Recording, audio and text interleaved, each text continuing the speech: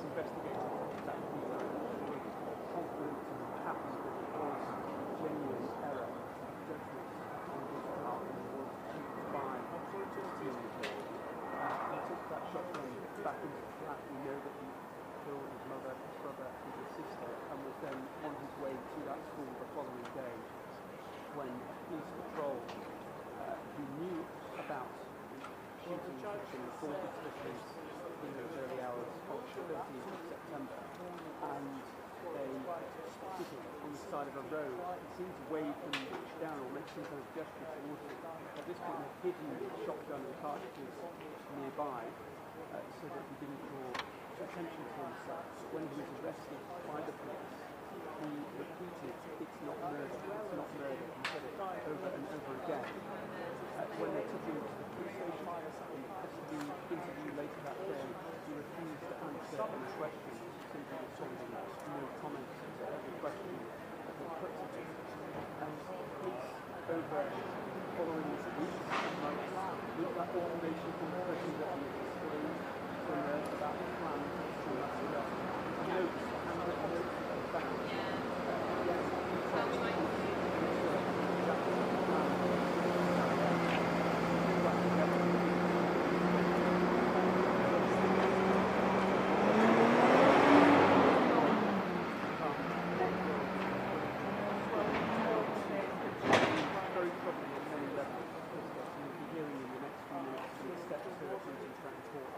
From various representatives of federal police and also the Crown prosecution service. But it raises many questions about his internet usage. How was this 18-year-old in his bedroom in Luton able to simply research school massacres seemingly unchecked? He found most of the information he needed from the surface web. So this wasn't the dark web and hidden corners of the internet. This was freely available information that took an 18-year-old to the point of almost committing a school massacre. There were questions too about the ease with which he was able to buy that shotgun the day before, and that is something that I know that there will be further questions about and calls to tighten the rules around the sales of shotguns.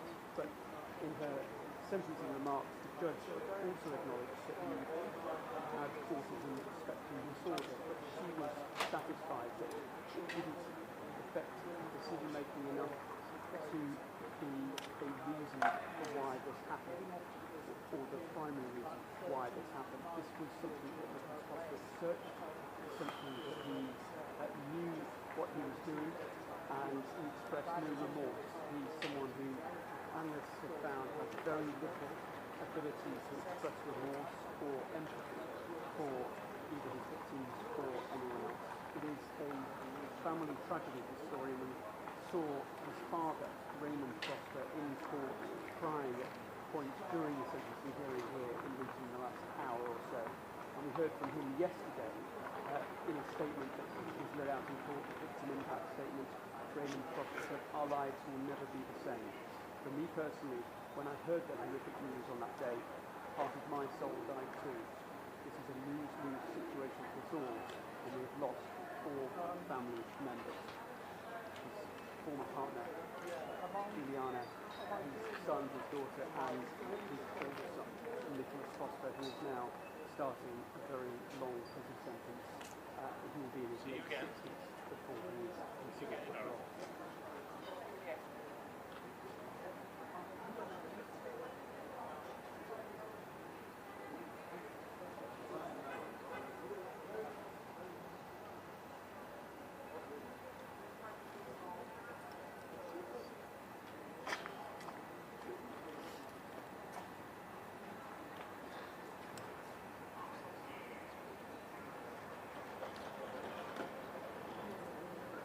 Yes, and it is one of the most severe minimum terms imposed in the country, certainly in recent years, but it reflects the gravity of his offences, the premeditation of the murder of his 3 family members, and also illegally obtaining a shotgun the day before via deception, and the scale of planning of what he planned to do at his former primary school is, of course, a factor in the calculations around this case.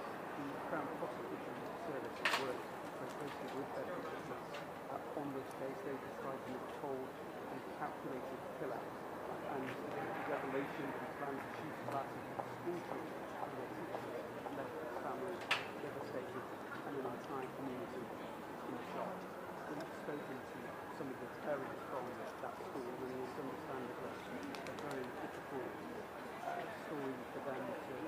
digest and understand, but it is something that the school and the authorities really need to try their best to try to make sure that they are protected and that school security is, of course, at the forefront of people who run these organisations.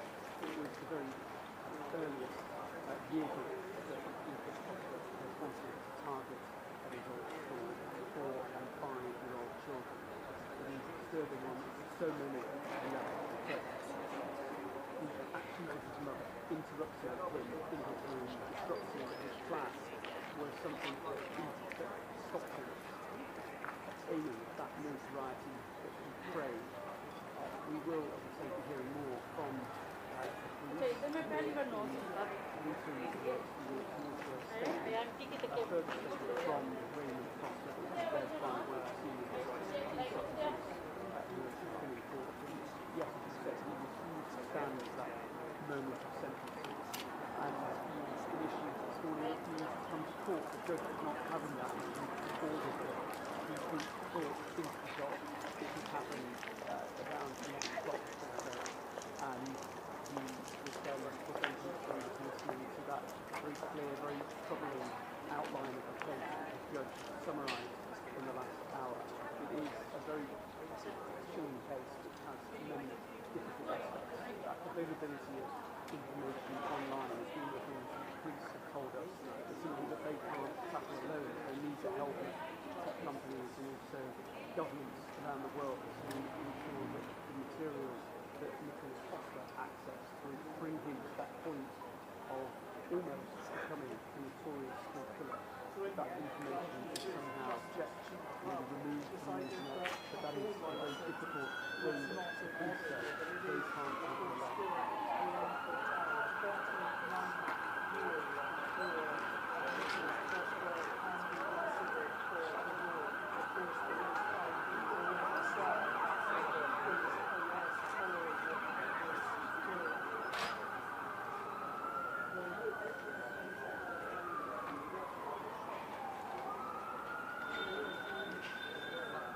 Yeah, we'll have a minute warning.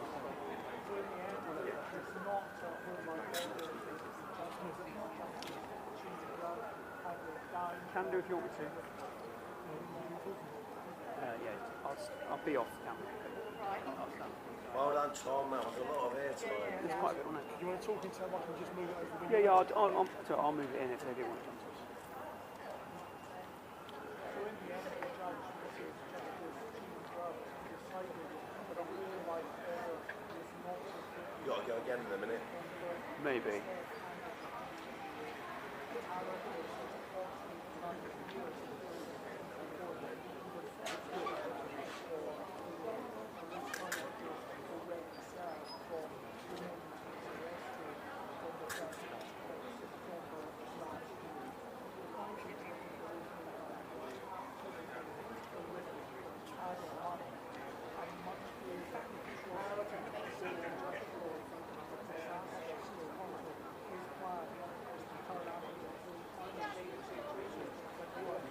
Yeah. Yeah.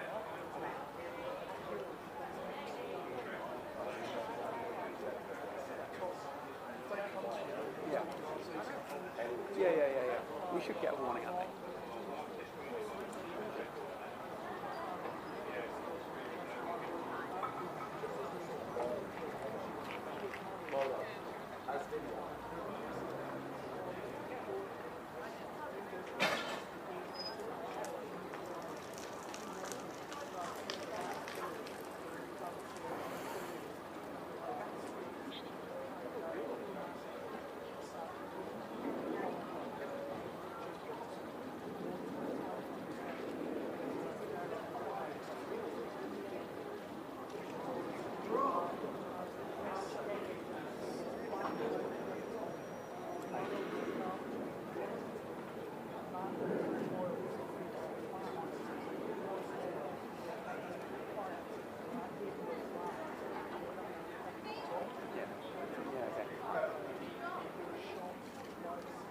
Kirsty, we think it'll be about 5 minutes.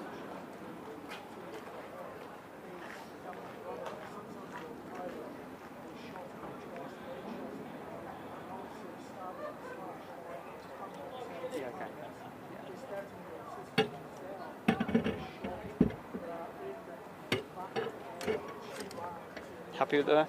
Yeah.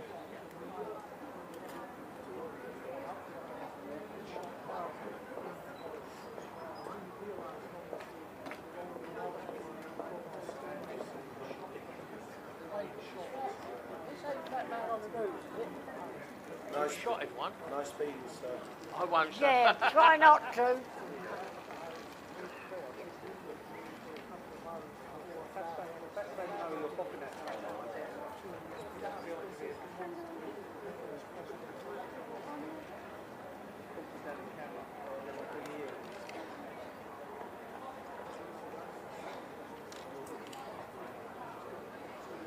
Yeah. I think, yeah, 5 minutes or so would be.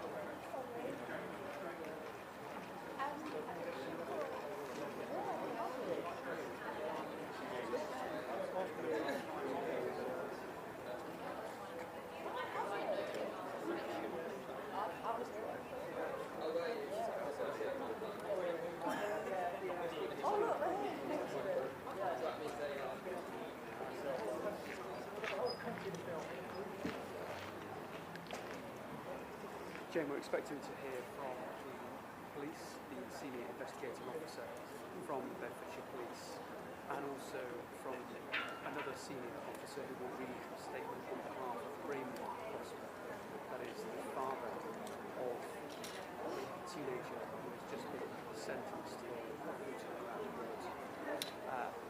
He expressed yesterday at Giselle Prosper in a victim impact statement the devastating effect that it has had on his extended family.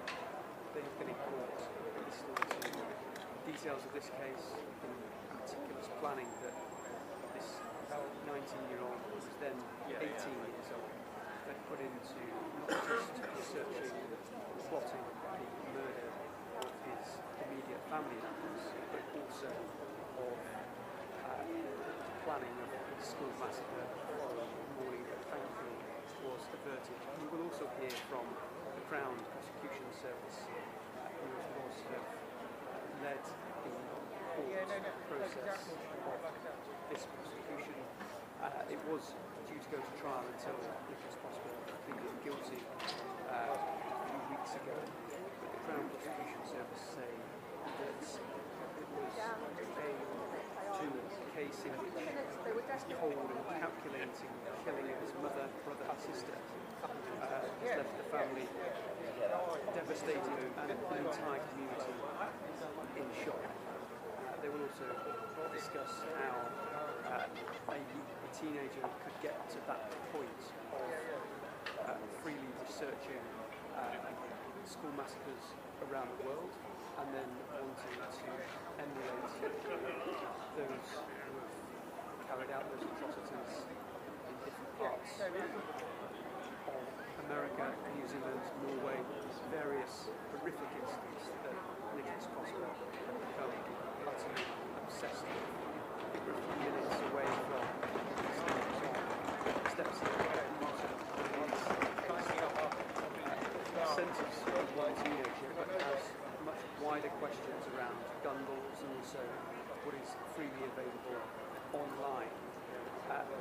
We know that the Police and Crime Commission in Bedfordshire has written to Yvette Cooper, the Home Secretary, calling for urgent reform as a result of this case, after we heard in court how this teenager was able to buy a shotgun and 100 cartridges by simply faking a document that was a firearms certificate that convinced a legitimate seller that he was able to sell for £650 a shotgun to a teenager in a car park in Luton. We saw that captured on CCTV as part of this case, along with the movements of this Nicholas Prosper on the day when he finished killing his family members and then left the flat to try to go towards his old primary school where he intended to carry out mass murder.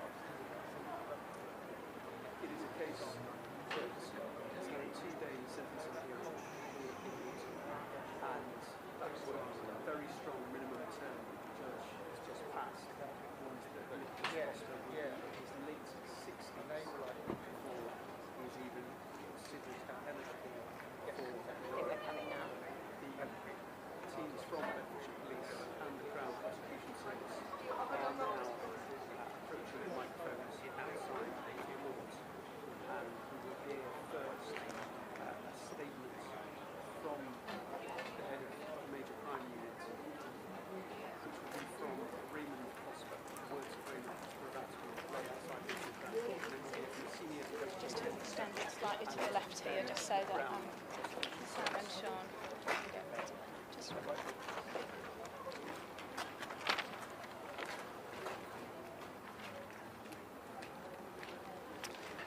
I am Detective Superintendent Rob Hall from the Bedfordshire, Cambridgeshire and Hertfordshire Major Crime Unit. I intend to read a statement on behalf of the family today. We are devastated by the loss of our loved ones and are horrified to hear what Nicholas had planned. He had completely isolated himself from us over the past year, and we had no knowledge of his intentions. We now see the deaths of Juliana, my son Kyle, and daughter Giselle had much more meaning and importance. Their deaths and the fast response of Bedfordshire Police stopped any other family in the community going through the pain we have suffered. For now, we would ask people to remember Juliana, Kyle and Giselle for the people they were. Julie was a strong, loving mother to her 4 children, who were her absolute world. In her spare time, she was a keen athlete and enjoyed raising money for charity. Kyle was a kind and funny young man who loved football and boxing. He was a big talent with massive potential. Giselle was a beautiful soul and caring young girl with an infectious smile. She was also an exceptional pupil at school and was loved dearly by her friends. We would like to thank the police for their thorough investigation and for supporting us through this difficult time. We would also like to thank the wider community who have been tremendously supportive and generous with donations to help with funeral arrangements. We know that this awful incident has affected others as well as ourselves, but we now want to be able to grieve and try to move on as a family in private. I'll now hand you over to DCI Sam Kana, who is the Senior Investigating Officer. Our thoughts today are first and foremost with Juliana, Kyle and Giselle and all those who knew and loved them.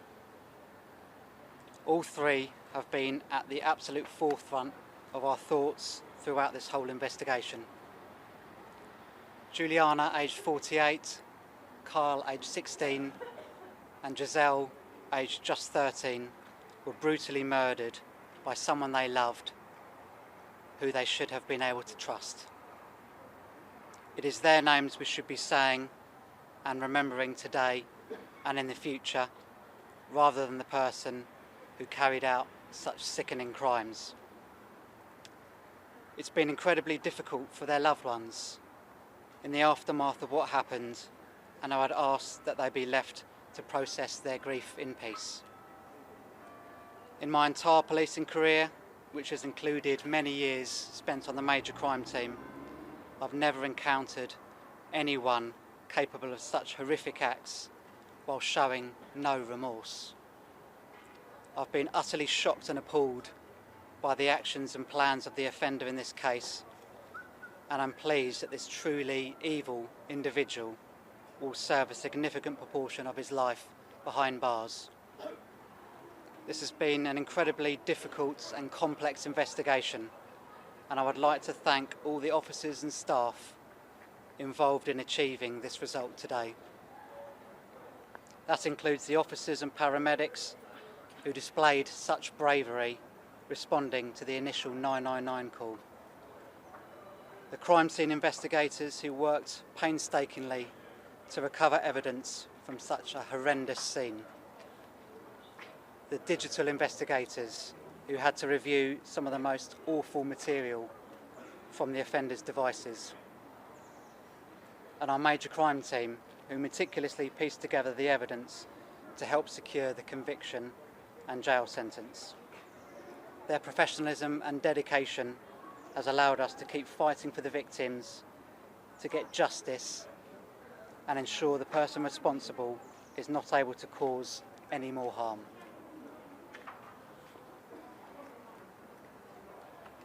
I am Sian Saunders, Senior Crown Prosecutor for the Crown Prosecution Service. Our thoughts today are with those who knew and loved Juliana, Giselle and Kyle. Nicholas Prosper's cold and calculated killing of his mother, brother and sister, and the revelation that he planned to shoot a class of school children and their teachers has left his family devastated and an entire community in shock. The case presented by the Crown Prosecution Service, supported by a detailed investigation by the police, laid bare the scale of his planning and the extent of his disturbing interest in mass murder. The evidence in this case was indisputable, and unable to defend his actions, he admitted to his crimes. It is beyond comprehension that a young man would want to kill those closest to him and target innocent young children. His clear lack of empathy and remorse is highly unusual and deeply concerning. We recognise the deep distress and anxiety felt by those in the local community upon learning the detail of these chilling crimes.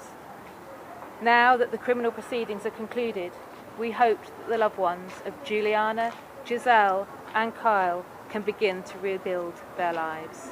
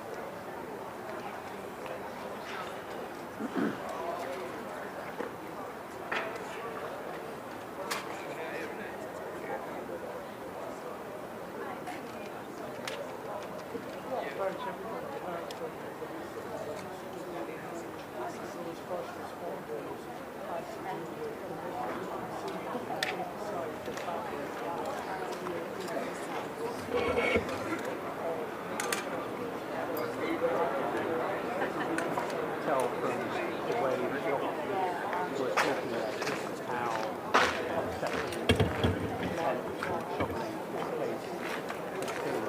3 weeks later, were committed by the officer, and their thoughts throughout the case started in September of last year. Police killed his nearest relative. Not by was driver was afraid they don't want to give they want to put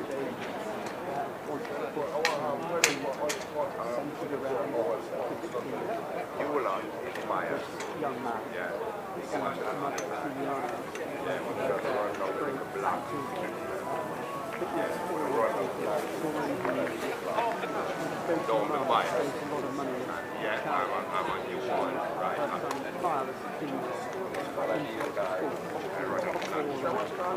great prospects in the pro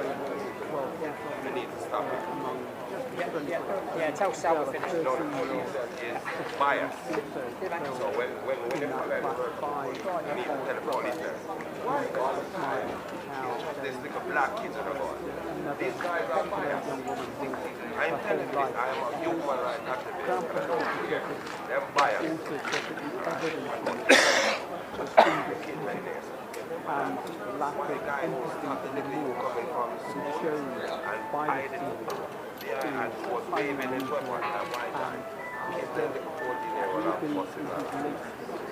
you know, I'm talking about that. Oh, I don't see the media pop up for the like that. White guy who's not the liquor black you are the you supposed to know because all the media are going to see pop up like that. Anytime it's, you know, that guy have mental health. So why not pop up like this? You have a person with mental health problem. When you don't make it know. Listen, when you don't make it any better, you media people. Come here, someone have mental health problem, do something. You think you want to do that? To allow him to become notorious in the world. There's a lot of them. A lot of them here mad. Finding him with that shotgun accelerated his plan, meant that it was a much more violent episode in the flat than was seen as a plan. And it meant that he then had a 3-hour window between leaving the flat after the murder and when the school was reopened. In that time, he was arrested by police patrol and had spotted him on the side of Birmingham Road in Luton, not far from the flats, on his way towards the school.